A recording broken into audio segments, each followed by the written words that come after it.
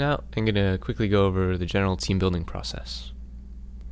First of all, no one can just dream up the best team in the world by pulling 6 random Pokemon names out of a hat and just putting them on a team together and having all the great synergy that really defines good Pokemon teams.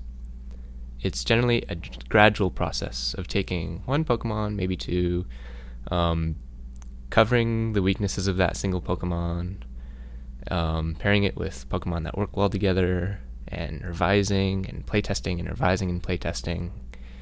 And, well, it's a long process. You're not going to have a good team really quickly. So, let's begin. Start with a seed.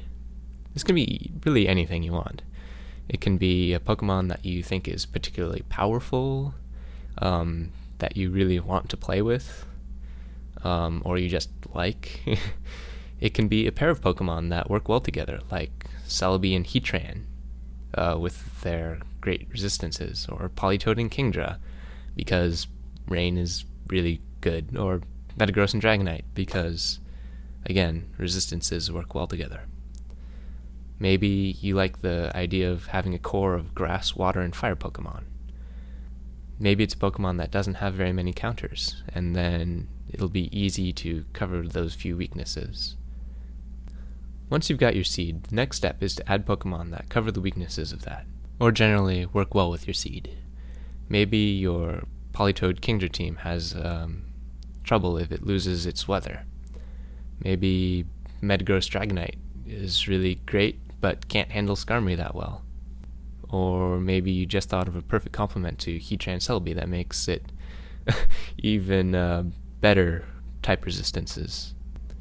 The other thing to do is to counter specific big threats. Let's say your team consists of Kingdra and Politoed. You just added a Ludicolo and a Dugtrio.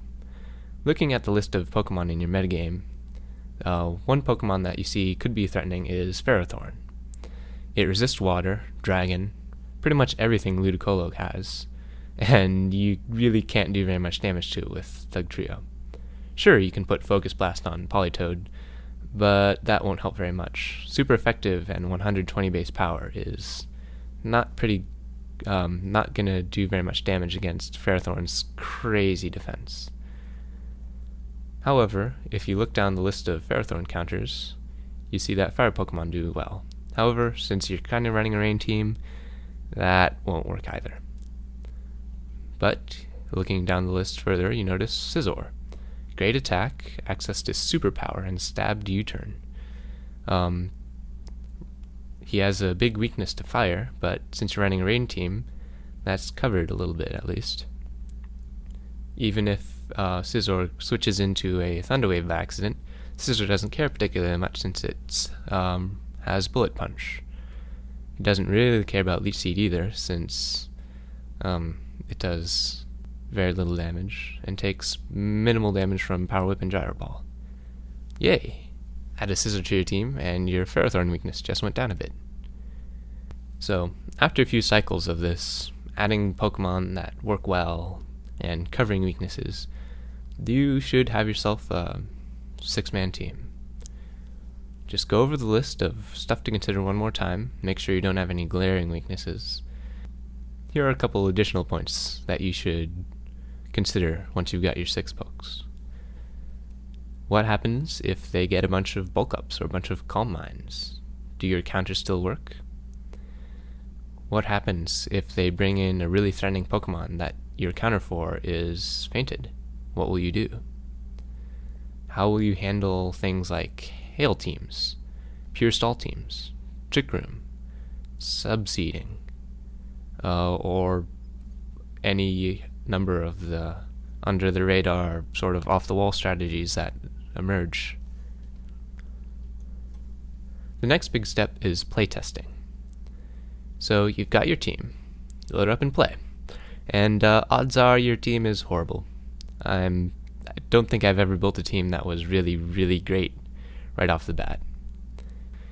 And there are all sorts of mistakes that you can make during the team building process that will make your team not very good. Maybe you accidentally put 5 Pokemon that are weak to fighting. Maybe Siglif counters your entire team and you didn't notice it since Siglif is used so rarely. Maybe you forgot to put EVs on your Salamence. It happens all the time, to me at least. But no matter. Open your team builder, go revise, play some more. Think carefully about how each Pokemon is contributing. Ask yourself if each Pokemon, each move slot, is pulling its weight. Check to see if your Pokemon's role is consistent with the one you intended. Maybe you find yourself using Salamence just to win against physical attackers by using Intimidate. That Salamence's original intention was to be a physical attacker, but now you're using it more as a physical sponge. Maybe you should replace it with Skarmory. If you lose, ask yourself why. Was my team equipped to handle the event that led me to loss? Go back to the team builder and tweak. If you're paranoid, you can keep an archive of all the team's changes so you can undo any bad fixes that you may have made. Try new stuff. See what works. When you win, ask yourself, what enabled me to win? How can I reproduce this in the future? Is my team well equipped to reproduce this, or can I tweak something to make it more efficient? Try some different playstyles. Play really fast battles. Just use your intuition and click as fast as you can. Alternatively, you can play really slowly, thinking really hard about all the options you have, all the options your opponent has, and trying to pick the best one. Save your battle logs and review them later to get a better picture of how your team works and what its weaknesses are. Go back to your team builder and fix. Test some more. And very slowly, tweak by tweak, your team will improve.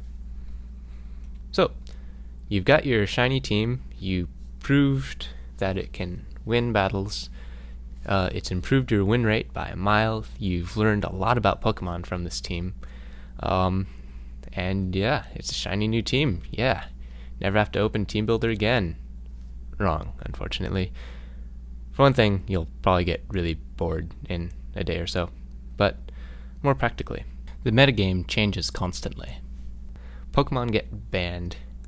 Nintendo will release random crazy Pokemon that do random crazy stuff that's completely different from how they worked before.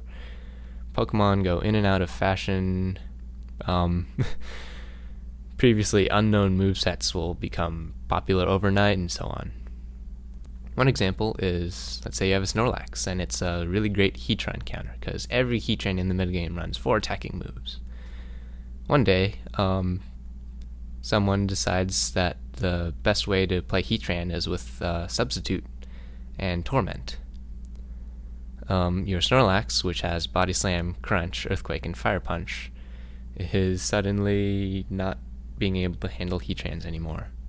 Anyway, back to Team Builder. Maybe next week, every single Heatran in the metagame runs Will-O-Wisp and a Balloon. Maybe next time it's Choice Specs and Overheat. Things change constantly, and you need to keep up.